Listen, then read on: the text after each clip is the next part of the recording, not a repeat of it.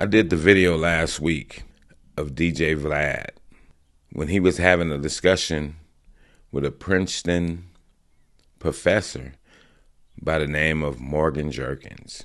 And the discussion was about the Kendrick Lamar's diss, Not Like Us. And when they were having the conversation, she basically told DJ Vlad to stay out the conversation because it's between black people. Because Vlad had went to Twitter and he tweeted, Kendrick Lamar's Not Like Us did not have a good mix. And then the professor told him to stay out of the conversation. It's between black people.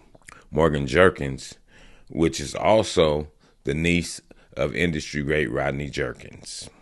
Vlad reacted by tagging and saying, good luck at being a professor at Princeton again. I doubt the university supports their faculty telling non-black students to shut the F up about anything hip-hop related because of their skin color. This is what he wrote in a tweet. See, and even when he wrote that, if we notice it, people, what did he do? He put his own spin on it by saying, I doubt that the university supports their faculty telling non-black students to shut the F up about anything hip-hop. When basically she just told him to stay out of the conversation because it's between black people. See, so he spent it when he put that tweet up, hoping to get her fired. But as a week went by, he was checking the temperature and he was noticing that people was on his head about it. So he did what they do. He said, whoa, the temperature is getting hot up in here. You know what? I need to get back on Twitter and do an apology.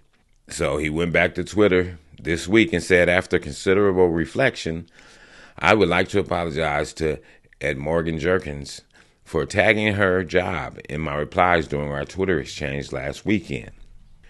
And another person on Twitter, Dennis Bryan, replied right under his and said, usually sincere apologies are more immediate.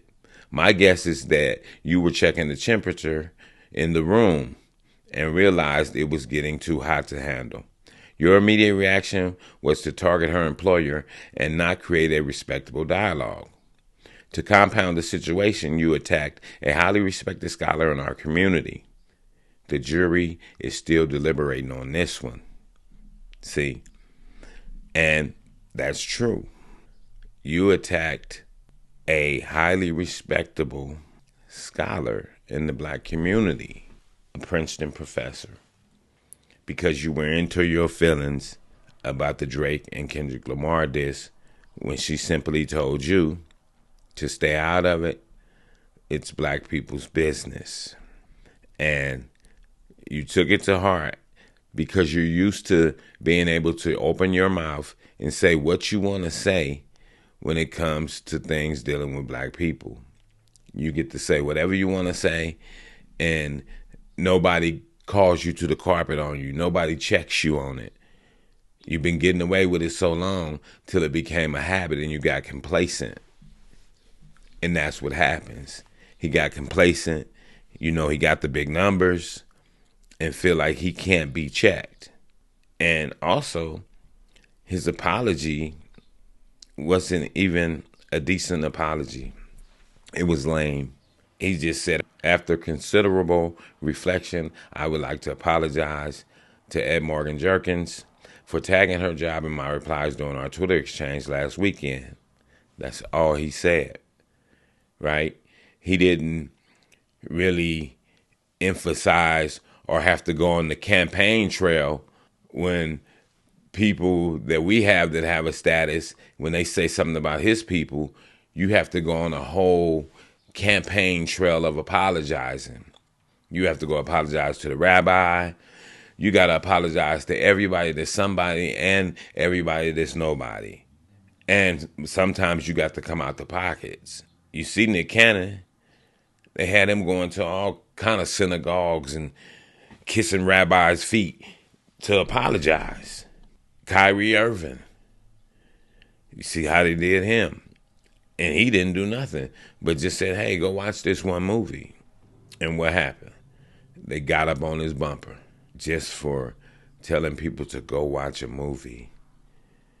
And this guy has the audacity, DJ Vlad, to think that he could just do or say what he want and there's no repercussion. See, but that repercussion comes from the people. What do? Do you think back and say, wait a minute, this guy's been speaking reckless all through the black community anyway, and nobody's called him to the carpet on it? You have some people that call him to the carpet on it, like Lord Jamal and different people. Lord Jamal is somebody, he's big, but he's not big enough to really blow the trumpet, if you get my drift. See, it takes the whole village. When the whole community calls you to the carpet, now it's got to be something done about it. So my thing is, people, how long y'all gonna keep allowing this to happen where people can say reckless things about black people, try to get us fired from our jobs and things like that, and then we forgive them? Oh, it's okay. But you almost got me fired, or in some cases you got people fired, and then we still, oh, he cool though. When is we gonna wake up and say, nah, what's good for the goose is good for the gander. If you gonna call me to the carpet and cause me to lose my job or almost lose my job, now when you say something reckless, you're gonna live by the same standard. And that's our problem. We don't put people ass to the fire and say, no, you living by the same standard. No, you're not gonna just be talking reckless and then just give your one sentence apology and we say, oh, it's okay, and it all goes away. See, that's the thing. They know. Do the one sentence, stay quiet, and it all goes away. But we shouldn't allow it to go away, people. So, like I said, my thing is, let me know in the comments, is his apology a real apology? Or is it just him feeling like, whoa, it's getting hot in here, let me go on and pacify? You see what I'm saying? Because in my humble pie, my verbal comment is no. He shouldn't be forgiven. And if you are thinking about forgiving him, why doesn't he have to do an apology tour like Nick Cannon? And Nick Cannon is bigger than him.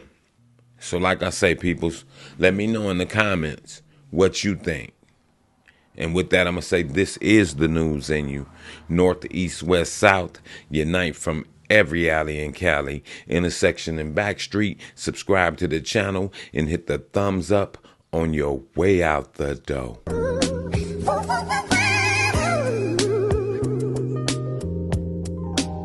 Star child, I never see the sunshine like this. I never seen the moon glow like hey yo, I never this. Never seen the waterfalls like this. I never Never seen